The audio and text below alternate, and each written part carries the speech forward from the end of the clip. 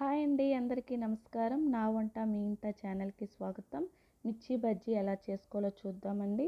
ఇందుకోసం నేను 1 కప్పు శనగపిండి, 3 టీ స్పూన్ల వైరుపిండిని వేసుకుంటున్నాను. తర్వాత తగినంత ఉప్పు వేసుకోవాలండి. తర్వాత చిల్లీ పౌడర్ 1 అర స్పూన్, తర్వాత అర స్పూన్ ధనియాల పౌడర్, అర స్పూన్ జీలకర్ర పౌడర్ వేసుకొని కొద్దిగా వాటర్ వేస్తూ మనం దీన్ని కలుపుకోవాలి. వాటర్ అంతా ఒక్కసారి వేయొద్దండి, ఇలా వేయడం వల్ల పలుచగా అయిపోతుంది ముద్ద. అందుకు కొద్దిగా వాటర్ యాడ్ చేస్తూ ఇలా విస్కర్తో కలుపుకోవాలి.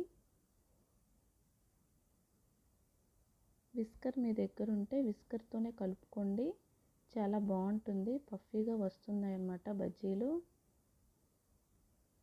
ఇక్కడ నేను కొద్దిగా ఇలా వాటర్ వేస్తూ బాగా కలుపుకుంటున్నాను.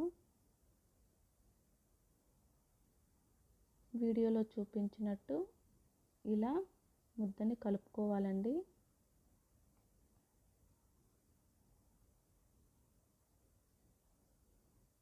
ఇప్పుడు 1 ఉల్లిపాయను తీసుకొని చిన్న ముక్కలుగా కట్ చేసుకున్నాను.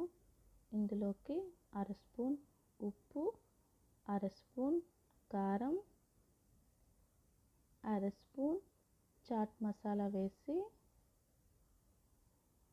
ఇవన్నీ ఉల్లిపాయలకి బాగా పట్టేటట్టు కలుపుకోవాలి.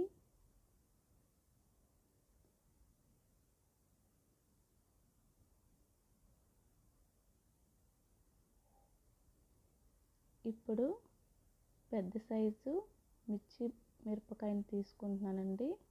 దీనిలో ఉన్న గింజలన్నిటినీ బయటకు తీసేయాలి. వీటితో పాటు మనం బజ్జీలు వేసుకుంటే ఎక్కువ కారం అనిపిస్తుంది. ఇప్పుడు ముందుగా తయారు చేసి పెట్టుకున్న ఉల్లిపాయల్ని ఇందులో పెట్టుకోవాలండి.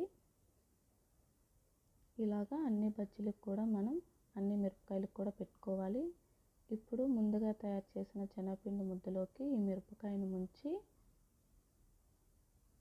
ఆయిల్ వేసుకోవాలండి. ఆయిల్ ఎక్కువ హీట్ అవసరం లేదు. బజ్జీల్ని మీడియం ఫ్లేమ్లోనే పెట్టి వేసుకోవాలండి. ఇలాగా ఇక్కడ నేను అన్ని బజ్జీలను కూడా వేసుకుంటున్నాను. ఫ్లేమ్ మాత్రం మీడియంలోనే పెట్టాలి, లేకపోతే మాడిపోతాయి. వేసిన వెంటనే కలపొద్దండి.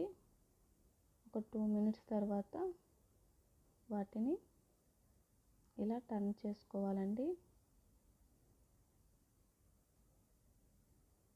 ఇలా మెల్లమెల్లగా ఒకదానికొకటి అంటుకోకుండా తిప్పుతూ ఉండాలి. ఇలా గోల్డెన్ బ్రౌన్ కలర్ వచ్చినప్పుడు తీసేయాలండి.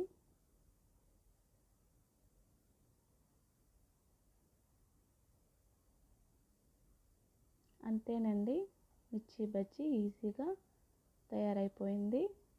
మీరు కూడా ఈ రెసిపీని ట్రై చేయండి, చాలా బాగుంటుంది. నా ఛానల్ని సబ్స్క్రైబ్ చేసుకోండి, అలాగే లైక్ చేయండి. Thank you for watching.